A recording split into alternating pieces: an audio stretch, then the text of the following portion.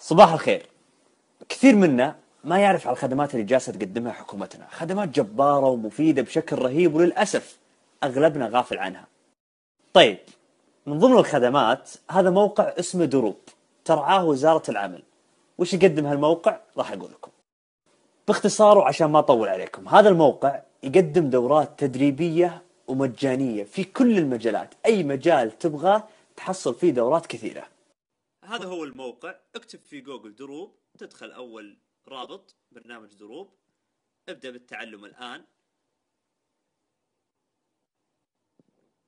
تحصل دورات التعلم الإلكترونية، هذه التخصصات، جميع التخصصات: الإدارة والأعمال، علوم الحاسب الآلي، المال والاقتصاد، التعليم، برضو في اللغات، حاب تطور نفسك باللغة الإنجليزية، المهارات السلوكية والقيادية، حتى برضو في قطاع السياحة. يعني دورات ومجالات كثيرة، بس انك تسجل في الدورة وتستفيد.